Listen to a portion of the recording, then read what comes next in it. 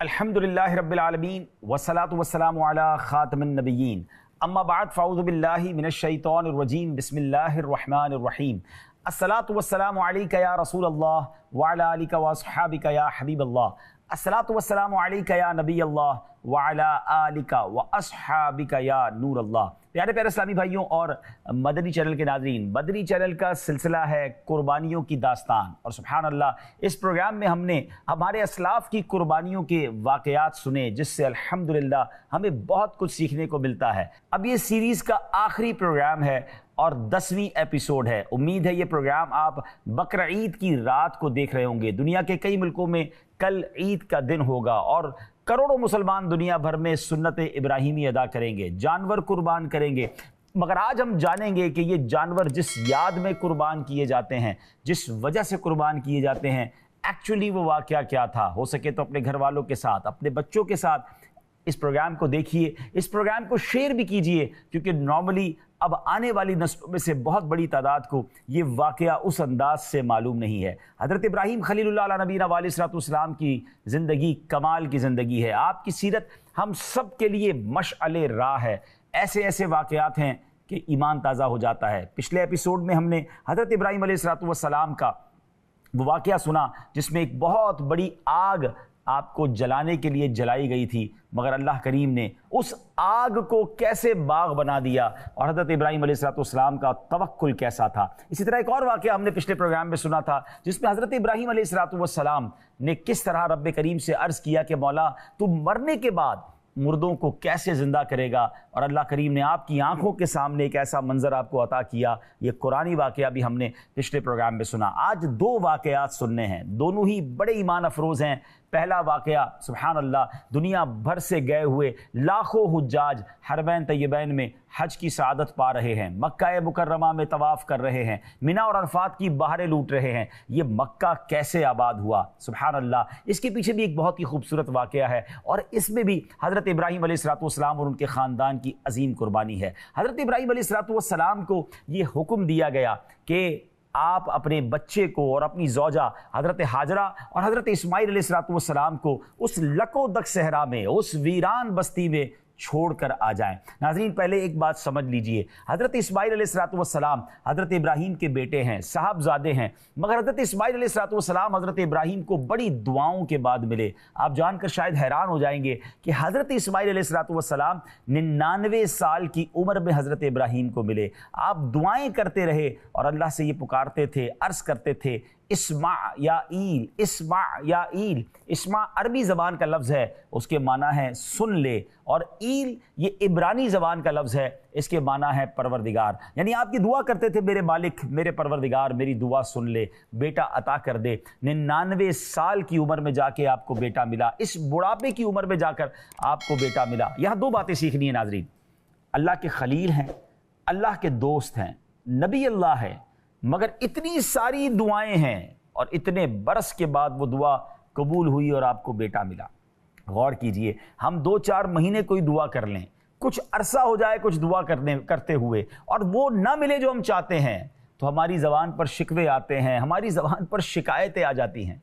गौर कीजिए, मेरी और आपकी औकात क्या है। वो अल्लाह के नबी हैं, जो चाहते हैं उसको मिलने में ताख़ीर हो रही है, मगर शिकवा नहीं है ज़बान पर, कंप्लेन नहीं है। ये हमें सिखा रहे हैं, बता रहे हैं कि रब की रज़ा पर राज़ी रहना यही बंदगी है और यही अल्लाह वालों का तरीका है। दूसरी बात नाज़रीन, ज़रा गौर कीजिए कि जो बच्चा इतनी दुआओं के बाद मिला हो, अब उससे कितना प्यार होगा।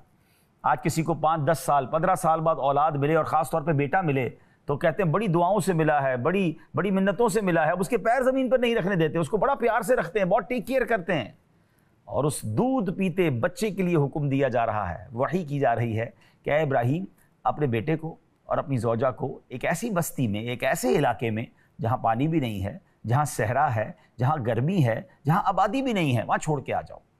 अल्लाह अकबर, कैसे कैसे अल्लाह का हुक्म मानने वाला ये ख़ानदान था। आप अपनी ज़ौजा को लेकर, अपने बेटे को लेकर उस वादी में पहुँच गए जहाँ आज मक्का आबाद है। नाज़रीन, उस वक्त आबादी नहीं थी, कोई नहीं था, सहरा था, पहाड़ थे, गर्मी थी, लको दक सहरा था। आपने अपनी ज़ौजा को, अपने बच्चे को, थोड़ा सा पानी है, थोड़ी सी खजूरें हैं, और उनको छोड़कर आप वापस जाने लगे। بی بی حاجرہ رضی اللہ تعالی عنہا آپ سے عرض کرتی ہیں کہ اے میرے سرتاج، اس صحرا میں، اس بیابان میں آپ ہمیں کس کے سہارے چھوڑ کر جا رہے ہیں؟ آپ نے کوئی جواب نہیں دیا، آپ چلنے لگے۔ پھر پوچھا اے ابراہیم ہمیں بتائیے تو صحیح کہ آپ کس کے آسرے پہ ہمیں چھوڑ کے جا رہے ہیں؟ پھر جواب نہیں دیا۔ پھر بی بی حاجرہ نے بڑے کمال کا سوال کیا کہ ہمیں یہ بتا دیجئے کہ آپ جو یہ ہمارے ساتھ کر رہے ہیں، جو ہمیں چھوڑ کر جا رہے ہیں، کیا یہ اللہ کا حکم ہے؟ حضرت ابراہیم علیہ السلام نے کہا کہ ہاں یہ اللہ کا حکم ہے۔ اللہ اکبر۔ ناظرین ذرا غور کیجئے، بی بی حاجرہ رضی اللہ تعالیٰ عنہ جب یہ سنا تو آپ نے فرمایا کہ خداوند کریم مجھ کو اور میرے بچے کو ضائع نہیں فرمائے گا، اگر اللہ کا حکم ہے تو ہم راضی ہیں۔ یہ کیسا خاندان تھا، یہ کیسی قربانی تھی ناظرین۔ حضرت ابراہیم علیہ السلام اپنی فیملی کو چھوڑ کر واپس آ گئے۔ اب بی بی حاجرہ نے کچھ دنوں تک تو جو سامان تھا، کھجوریں تھیں، پانی تھا، اس سے اپنا بھی گزارا کیا، بچے کا بھی گزارا کیا، دودھ پلاتی رہی بچے کو، لیکن اس کے بعد وہ پانی بھی ختم ہو گیا، کھانا بھی ختم ہو گیا۔ بی بی حاجرہ رضی اللہ تعالیٰ عنہ کا بھی دودھ اب سوکھ گیا۔ اب حضرت اسماعیل بھوک سے تڑپ رہے ہیں، دودھ پیتا بچہ ہو اور ماں اسے روتا کیسے دیکھ سکتی ہے؟ جب حضرت اسماعیل رو رہے تھے، بلک رہے تھے، تو بی بی حاجرہ رضی اللہ تعالیٰ عنہ بے قرار ہو کر پانی کی تلاش میں ایک پہاڑی سے دوسری پہاڑی تلاش کرنے کے لیے دوڑنے لگی، چلنے لگی، کبھی ادھر دیکھتی کبھی ادھر دیکھتی، ایک پہاڑ سے دوسرے پہاڑ، پھر واپس اس پہاڑ سے پہلے پہاڑ۔ ناظرین یہ کون سے پہاڑ ہیں؟ یہ وہ تاریخی پہاڑ ہیں جنہیں ہم صفا اور مروہ کہتے ہیں۔ ایک بڑی آپ کو یونیک بات بھی بتا دیتا ہوں، امید ہے کہ آپ ہماری اسکرین پر دیکھ رہے ہوں گے کہ صفا مروہ کے دوران گرین لائٹس آتی ہیں، اور جب جب گرین لائٹس آتی ہیں، جنہوں نے حج اور عمرہ کیا انہیں پتہ ہے کہ اس مقام پر مرد حضرات کے لیے حکم ہے کہ آپ نے یہاں دوڑنا ہے۔ کبھی سوچا ہم یہاں دوڑتے ہیں اور باقی جگہوں پر نارمل کیوں چلتے ہیں؟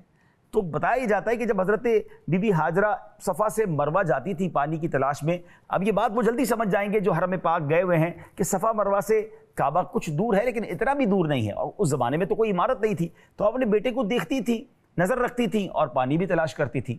مگر ایک مقام ایسا آتا تھا جب بیچ میں ایک چھوٹی سی پہاڑی آ جاتی تھی تو آپ کو حضرت اسماعیل نظر نہیں آتے تھے، تو آپ اس دوران دوڑتی تھی تاکہ جلدی سے وہ پہاڑی کا راستہ ختم ہو جائے، پھر حضرت اسماعیل نظر آ جاتے تھے تو آپ نارمل چال سے چلتی تھی۔ اللہ اکبر۔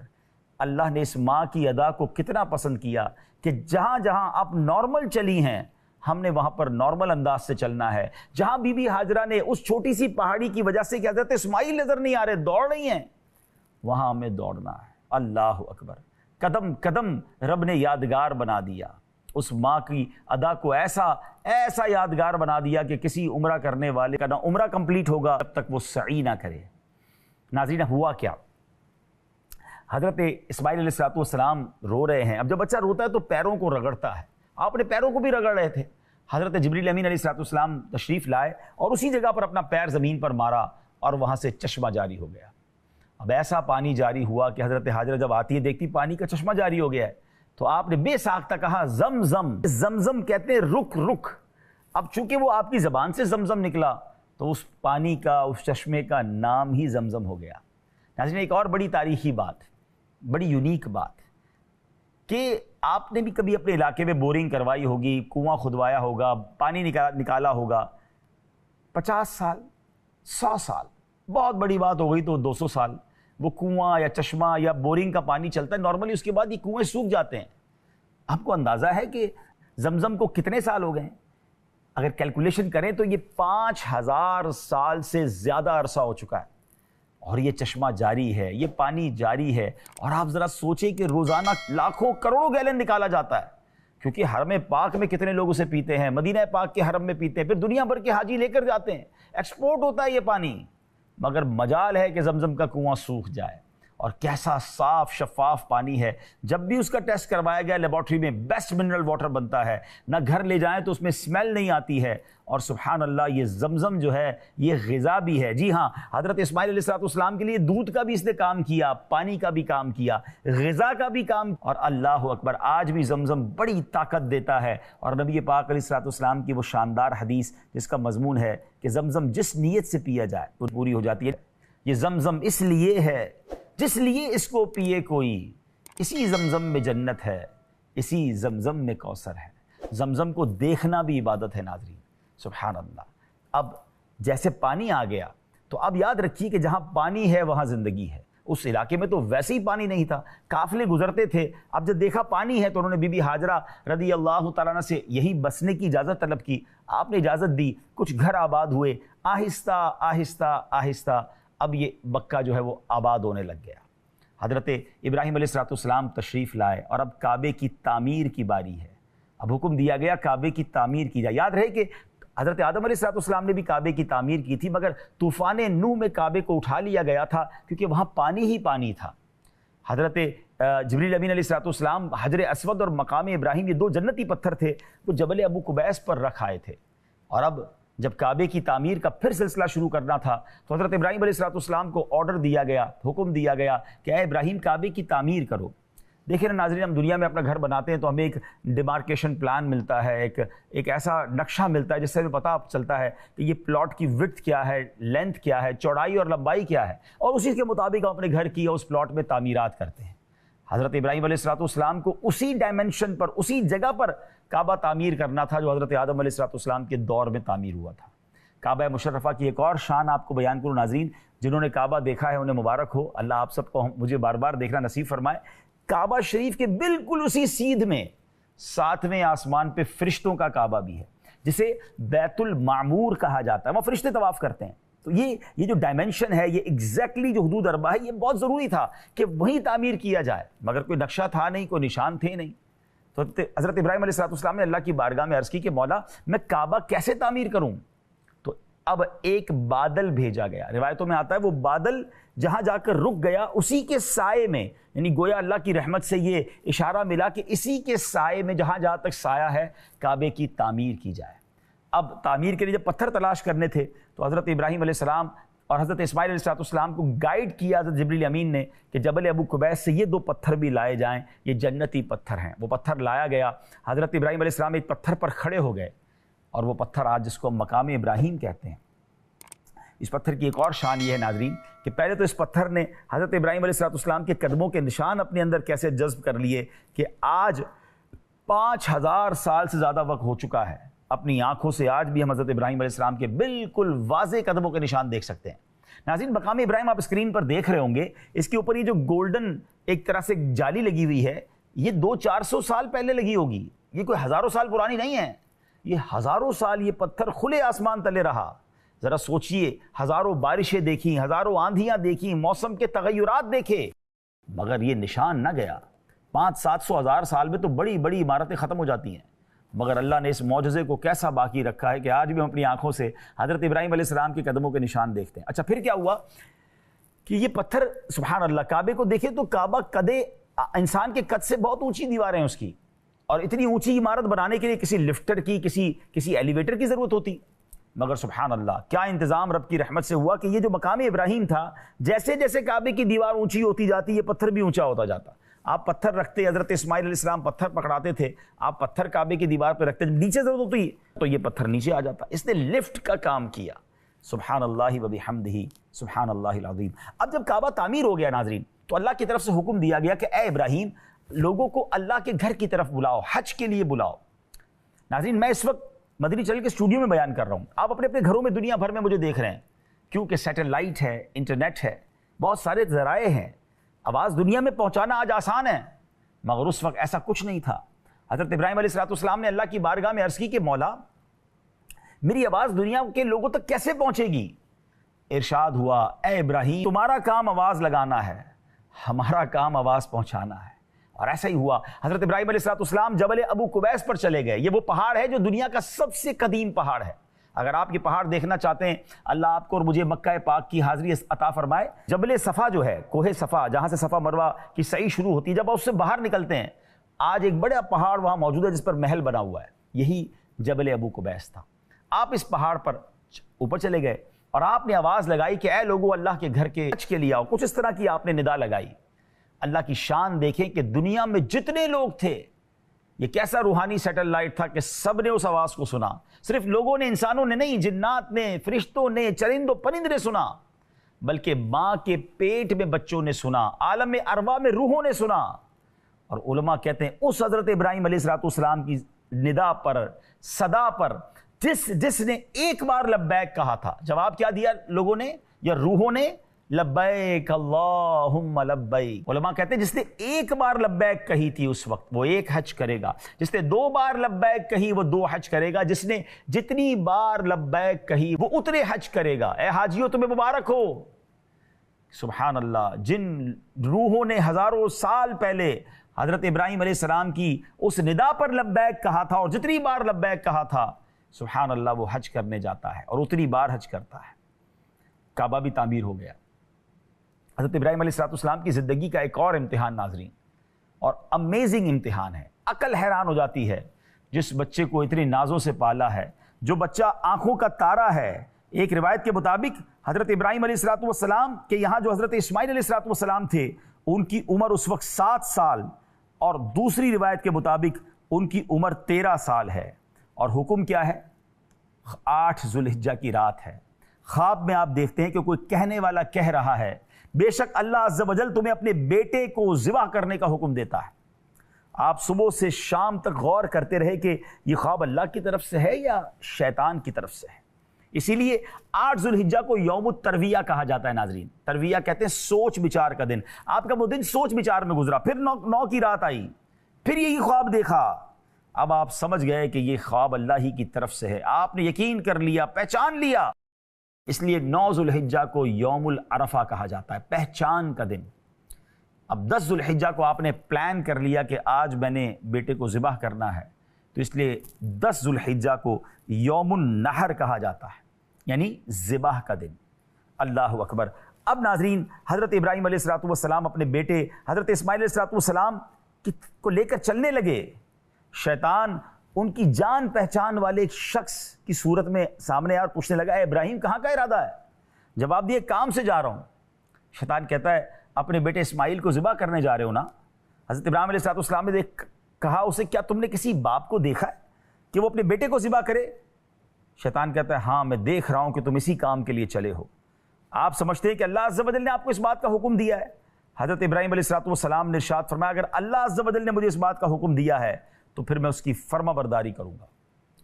شیطان مایوس نہیں ہوا, وہ پھر حضرت اسماعیل علیہ السلام کی امی جان بی بی ہاجرہ کے پاس گیا. ماں کا دل تو بیٹے کے بہت کلوز ہوتا ہے نا. شیطان جا کر کہتا ہے اے بی بی ہاجرہ تمہیں پتہ ہے تمہارے شوہر تمہارے بیٹے کو لے کر کہاں گئے؟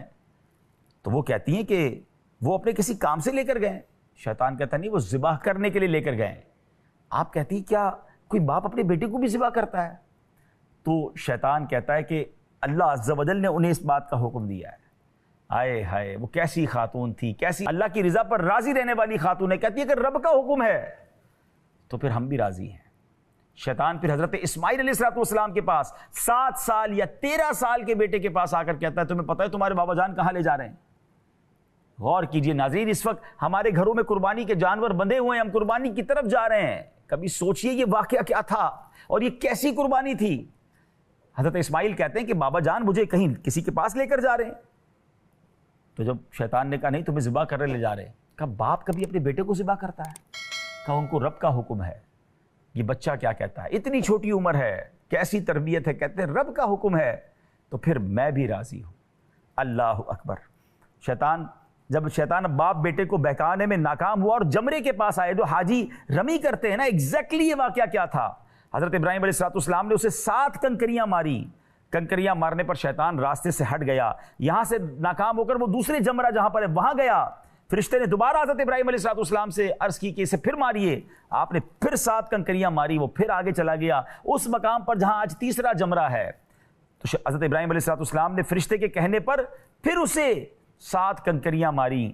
شیطان کو یہ 3 مقامات پر کنکریاں مارنے کی یاد کیسی باقی رکھی گئی ہے کہ ہر حاجی پر واجب ہے کہ وہ رمی جمرات کرے گا. شیطان کو کنکریاں, بلکہ تینوں دن 10, 11 اور 12 ذوالحجہ کو یہ رمی ہوتی ہے. ہاں 10 ذوالحجہ کو صرف بڑے شیطان کو رمی کی جاتی ہے اور 11 اور 12 کو تینوں جبروں کو یعنی تینوں شیطانوں کو رمی کی جاتی ہے. اللہ نے خلیل اللہ کی یاد کو کیسے باقی رکھا. حضرت ابراہیم علیہ السلام نے اب اپنے بیٹے کو بھی یہ خبر دے دی, اور یہ باپ بیٹے کی جو کانورزیشن ہے, گفتگو ہے, اس کو کس شاندار انداز میں قرآن بیان کرتا ہے. آپ نے بیٹے سے کہا یا بنیا انی ارا فی المنام انی اذبحک فانظر ماذا ترا. ترجمہ کنز الایمان, اے میرے بیٹے میں نے خواب دیکھا کہ میں تجھے ذبح کرتا ہوں، اب تو دیکھ تیری کیا رائے ہے۔ اللہ اکبر، باپ بیٹے سے کہہ رہا ہے کہ میں نے یہ خواب دیکھا ہے کہ تمہیں ذبح کرنا ہے، مگر جواب تو سنیے، جو جواب دیا وہ بھی قرآن میں موجود ہے۔ فرما بردار بیٹے کیا کہتے ہیں؟ یا ابت افعل ما تؤمر، اے میرے باپ کیجئے جس کا آپ کو حکم دیا گیا، خدا نے چاہا تو قریب ہے کہ آپ مجھے صابر یعنی صبر کرنے والا پائیں گے۔ اللہ اکبر، یہ فیضان نظر تھا یا مکتب کی کرامت تھی؟ یہ فیضان نظر تھا یا کہ مکتب کی کرامت تھی؟ سکھائے کس نے اسماعیل کو آداب فرزندی؟ سبحان اللہ، بڑی کمال کی التجائیں اپنے والد صاحب سے کی، اے میرے بابا جان مجھے ذرا رسی سے مضبوط باندھ دیجئے گا، جب آپ مجھے ذبح کریں میں زیادہ نہ ہلوں، کہیں میرے ثواب میں کمی نہ ہو جائے، اور میرے خون کے چھینٹوں سے کہیں آپ کے کپڑے خراب نہ ہو جائیں۔ آپ کے کپڑوں پر میرے خون کے چھینٹے لگیں گے تو میری والدہ اور غمگین ہو جائے گی۔ چھری ذرا خوب تیز کر لیجئے گا تاکہ ذبح کے وقت مجھے تکلیف کم ہو۔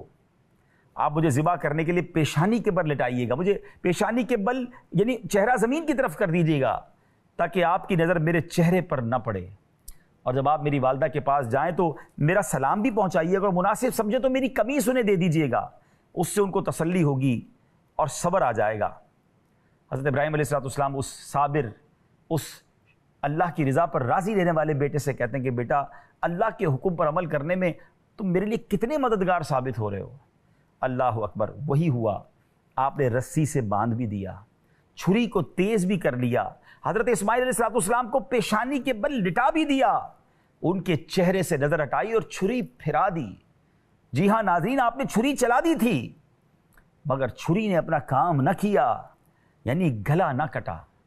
ناظرین دو واقعات ذرا نظر میں رکھیے گا، آگ کا کام جلانا ہے مگر میرے رب نے چاہا تو آگ نے جلایا نہیں تھا حضرت ابراہیم کو، وہ آگ سلامتی والی ٹھنڈی ہو گئی بلکہ گلزار بن گئی، اور چھری کا کام کاٹنا ہے مگر رب نے چاہا تو اس چھری نے کاٹا نہیں، اپنا کام نہ کیا۔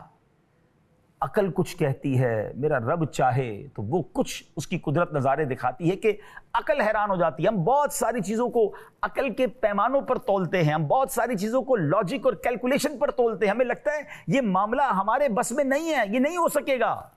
میرے اور آپ کے بس میں نہیں ہے نا، میں اور آپ سمجھ رہے نہیں ہو سکتا، رب چاہے تو کیوں نہیں ہو سکتا؟ ہمیں رب پر بھروسہ ہو، یقین ہو، میرا رب چاہے، ان اللہ علی کل شیء قدیر۔ اس سے بڑی اور کیا مثالیں ہوں گی کہ چھری چلا دی مگر چھری نے گلا نہ کاٹا۔ اب کیا ہوا؟ حضرت ابراہیم علیہ السلام پر وحی نازل ہوئی، ترجمہ کنز ایمان، اور ہم نے اسے ندا فرمائی کہ اے ابراہیم بے شک تو نے خواب سچ کر دکھایا، ہم ایسا ہی صلہ دیتے ہیں نیکوں کو، بے شک یہ روشن جانچ تھی اور ہم نے ایک بڑا ذبیحہ اس کے فدیے میں دے کر اسے بچا لیا۔ اب کیا ہوا ناظرین؟ حضرت ابراہیم علیہ السلام جب حضرت اسماعیل علیہ السلام کو ذبح کر رہے ہیں نا، تو جبریل امین کو حکم دیا گیا کہ جنتی مینڈھا لے کر فوراً جایا جائے، اور حضرت جبریل جب جنت سے مینڈھا لے کر آ رہے ہیں تو بلند آواز سے کہہ رہے ہیں اللہ اکبر اللہ اکبر۔ حضرت ابراہیم علیہ السلام نے آسمان کی طرف نظر دوڑائی، جبریل امین مینڈھا لے کر آ رہے ہیں، آپ سمجھ گئے کہ آزمائش کا وقت پورا ہو گیا ہے۔ اب آپ نے کیا کہا؟ لا الہ الا اللہ واللہ اکبر۔ جب حضرت اسماعیل علیہ السلام نے یہ سنا تو وہ بھی سمجھ گئے کہ اب آزمائش کا وقت ختم ہو گیا، انہوں نے کہا اللہ اکبر وللہ الحمد۔ ناظرین یہ تسبیح ہم عید کے دن پڑھتے ہیں، مگر کبھی آپ نے سوچا کہ یہ تسبیح کتنی مبارک ہے؟ اس کے شروع کے الفاظ حضرت جبریل امین کی آواز میں ہیں، ان کے الفاظ ہیں، ان کی زبان سے ادا ہوئے ہیں، درمیان کے حضرت ابراہیم علیہ السلام کی زبان مبارک سے ادا ہوئے ہیں، اور اس کے آخری الفاظ حضرت اسماعیل علیہ السلام کی زبان اقدس سے ادا ہوئے۔ یہ کیسی مبارک تسبیح ہے! کاش یہ تسبیح ہر بار پڑھتے وقت ہم اس منظر کو یاد کریں، اس سینیریو کو یاد کریں، اور اللہ کی بارگاہ میں شکر ادا کریں کہ یا اللہ تو نے ہمیں اس امتحان میں نہیں ڈالا۔ سوچئے نا اگر مجھے اور آپ کو حکم دے دیا جاتا اپنے بچوں کو ذبح کریں، ہم سے تو چھوٹی سی قربانی نہیں دی جاتی، یہ خاندان تو جب دیکھیں قربانی کے لیے تیار ہے۔ اللہ اکبر! اب تو ہم جانور ذبح کرتے ہیں، کھانا بھی خود کھاتے ہیں، دوستوں کو کھلاتے ہیں، رشتہ داروں کو دیتے ہیں، ہمیں کون سی بڑی قربانی؟ اور جس کے پاس مال ہے اسی پر قربانی ہے، صاحب استطاعت پر ہی قربانی ہے نا، غریب لوگوں پر تو واجب بھی نہیں رکھی گئی۔ مگر کاش اس عظیم قربانی کو ہم سب یاد کریں اور حضرت ابراہیم علیہ السلام، حضرت اسماعیل علیہ السلام، بی بی ہاجرہ کی ان قربانیوں کو یاد کر کے ان کی عظمت دل میں اور بڑھائیں۔ اب ذرا اس تسبیح کو ذرا مل کر تو پڑھیے نا، تصور میں پڑھیے کہ کیا تسبیح ہے۔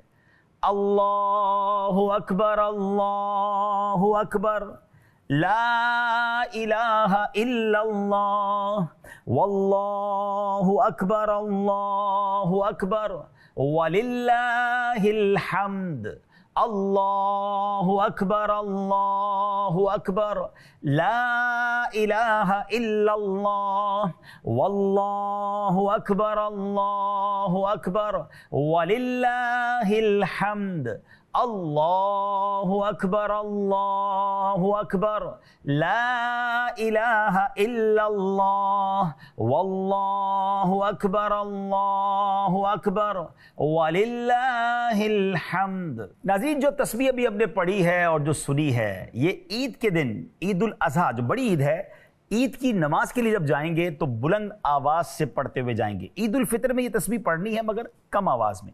اور سبحان اللہ، عید کا ایک وظیفہ بھی بتا دیتا ہوں، 300 بار آپ نے سبحان اللہ و بحمدہ پڑھ کے تمام مسلمان مرحومین کو ایصال ثواب کرنا ہے۔ اللہ کی رحمت سے ان تمام مرحومین کی قبر میں 1000 انوار داخل کیے جائیں گے، اور جب یہ پڑھنے والا دنیا سے جائے گا تو اس کی قبر میں بھی 1000 نور داخل کیے جائیں گے۔ تو سبحان اللہ و بحمدہ عید کے دن 300 بار آپ نے پڑھنا ہے۔ اور یہ جو تسبیح ہے، اللہ اکبر لا الہ الا اللہ، واللہ اکبر وللہ الحمد، جب عید کی نماز کے لیے جائیں گے تو بلند آواز سے پڑھتے ہوئے جائیں گے۔ ایک اور سنت یہ ہے کہ عید کی نماز کے لیے جب جائیں تو ایک راستے سے جائیں اور واپسی دوسرے راستے سے ہو۔ سبحان اللہ۔ اچھا، اب یہ جو مینڈھا تھا، یہ بھی بڑی تاریخی بات ہے کہ جو جنتی مینڈھا فدیے کے طور پہ جبریل امین لائے تھے، یہ کون سا مینڈھا تھا؟ یہ وہی مینڈھا تھا جب حضرت آدم علیہ السلام کے 2 بیٹوں نے اپنی قربانی پیش کی تھی، تو قابیل نے اور حابیل نے جب اپنی قربانی پیش کی تھی تو حضرت حابیل نے ایک مینڈھا قربانی میں دیا تھا جس کو آسمان سے آگ اپنے ساتھ لے گئی۔ یہ مینڈھا جنت میں رہا اور اسی کو حضرت اسماعیل کی قربانی کے وقت گویا دوبارہ بھیجا گیا۔ یہاں ایک شرعی مسئلہ بھی ناظرین سن لیجئے کہ اب اگر کوئی اپنے خواب میں یہ دیکھے کہ بیٹے کو ذبح کرو، تو کبھی بھی اس خواب پر عمل نہیں کیا جائے گا۔ خدا نخواستہ کوئی عمل کرے گا تو وہ گناہگار ہوگا، عذاب کا حقدار ہوگا۔ یاد رکھیے، انبیاء کے خواب یہ وحی الہی ہوتے ہیں، یہ ان کا امتحان تھا، یہ ان کا ٹیسٹ تھا۔ اب کوئی خواب میں ایسی کوئی چیز دیکھے تو اس پر عمل نہیں کیا جائے گا۔ اب چونکہ عید الاضحیٰ انشاءاللہ کئی ملکوں میں صبح منائی جا رہی ہے، تو آئیے کچھ قربانی کے فضائل سن لیتے ہیں۔ کیا خوبصورت روایتیں ہیں۔ سرکار دو عالم صلی اللہ تعالیٰ علیہ وسلم کا فرمان عالی شان ہے، اور اس حدیث کی راویہ ہماری امی حضور بی بی عائشہ صدیقہ طیبہ طاہرہ رضی اللہ تعالیٰ عنہا ہیں۔ میرے آقا نے فرمایا، نحر یعنی 10 ذو الحجہ کے دن اللہ پاک کے ہاں سب سے پسندیدہ عمل خون بہانا یعنی جانور ذبح کرنا ہے۔ بے شک قربانی کے جانور روز قیامت اپنے سینگوں، بالوں اور کھروں کے ساتھ آئیں گے، اور بے شک قربانی کا خون زمین پر گرنے سے پہلے ہی اللہ پاک کے ہاں مقام قبول تک پہنچ جاتا ہے، لہٰذا خوش دلی سے قربانی کرو۔ حضرت زید بن ارقم رضی اللہ تعالیٰ عنہ سے روایت ہے، سرکار مدینہ صلی اللہ تعالیٰ علیہ وسلم نے فرمایا، تمہارے لیے قربانی کے جانور کے ہر بال کے بدلے ایک نیکی ہے۔ امام حسن مجتبی رضی اللہ تعالیٰ روایت کرتے ہیں، مکہ مدینے کے سلطان شاہ کون و مکان صلی اللہ تعالیٰ علیہ وسلم نے فرمایا، جو خوش دلی سے ثواب کے لیے قربانی کرے، اس کی قربانی اس کے اور جہنم کے درمیان آڑ بن جائے گی۔ تو خوش دلی سے قربانی کرنی ہے، بوجھ سمجھ کر نہیں کرنی ہے۔ سبحان اللہ، جن کو اللہ نے قربانی کی توفیق دی ہے تو وہ شکر بھی ادا کریں کہ مولا تو نے یہ دن نصیب کیا، اور جب جانور قربان کریں تو وہاں اللہ کی بارگاہ میں یہ بھی دعا کریں کہ اللہ یہ جانور کی قربانی کر رہا ہوں، اس کو اپنے دربار میں قبول بھی فرما، اور وقت پڑا تو میں اپنے آپ کو بھی، اپنے مال، اپنے اوقات کو بھی تیرے دین کی خاطر قربان کرنے کے لیے تیار ہوں۔ سبحان اللہ، اس جذبے کے ساتھ یہ قربانی کرنی ہے۔ کچھ لوگ وسوسے پھیلاتے ہیں کہ جناب اتنی قربانی کرنے کی کیا ضرورت ہے، کچھ اور کر لیا جائے، ثواب کا کوئی اور کام کر لیا جائے۔ مجھے بتائیے، حدیث آپ نے سن لی ہے، حکم یہ ہے تو ہمارا کام ماننا ہے، اپنی عقل کے گھوڑے نہیں دوڑانے۔ حضرت ابراہیم کی تو سیرت ہی ہمیں سکھا رہی ہے، حکم ہوا کہ آگ میں کودنا ہے، اگر آگ میں جانا ہے آپ آگ میں جانے کے لیے تیار ہو گئے، وہی آئی، حکم دیا گیا کہ اپنی زوجہ اور بچے کو لکودک صحرا میں چھوڑ آؤ، آپ وہاں چھوڑ کر آ گئے، آپ نے ڈیسیشن اپنی عقل سے نہیں لیا۔ حکم ہوا کہ بیٹے کو ذبح کرو، وہ تو کر چکے جو کرنی بشر کی ہے، آپ اس میں بھی لبیک کہتے ہیں۔ تو حضرت ابراہیم کی سیرت ہمیں بتاتی ہے کہ جب رب کی طرف سے حکم آ جائے، شریعت کا آرڈر آ جائے، اب وہاں عقل کے گھوڑے نہیں دوڑائے جاتے، وہاں لبیک کہا جاتا ہے۔ آخری بات کر کے اپنے اس پروگرام کو، بلکہ اس پوری سیریز کو بھی اختتام کرتے ہیں۔ حضرت ابراہیم علیہ السلام کی معراج کی رات سرکار دو عالم علیہ السلام سے ملاقات ہوئی، اور آپ نے نبی پاک علیہ السلام سے عرض کی کہ حضور اپنی امت کو میرا سلام پہنچائیے، اور پھر پیارے آقا علیہ السلام نے فرمایا کہ حضرت ابراہیم علیہ السلام کا یہ فرمان ہے کہ اپنی امت کو فرمائیے کہ جنت پاک اور زرخیز زمین ہے اور خالی میدان کی صورت ہے، بے شک یہاں کے باغات سبحان اللہ، الحمدللہ، لا الہ الا اللہ اور اللہ اکبر ہیں، یعنی جنت کی زمین خالی ہے، بندہ جب سبحان اللہ، الحمدللہ، لا الہ الا اللہ یا اللہ اکبر پڑھتا ہے، ہر جملے کے بدلے ایک ایک درخت لگا دیا جاتا ہے۔ تو سبحان اللہ ناظرین، اگر جنت میں درخت لگانا چاہتے ہیں، حضرت ابراہیم علیہ السلام کا یہ پیغام قبول کیجئے، لبیک کہیے اور زیادہ سے زیادہ ذکر اللہ کیجئے، جنت میں باغات لگائیے، جس کے جنت میں درخت لگے ہوئے ہوں گے، باغات لگے ہوئے ہوں گے،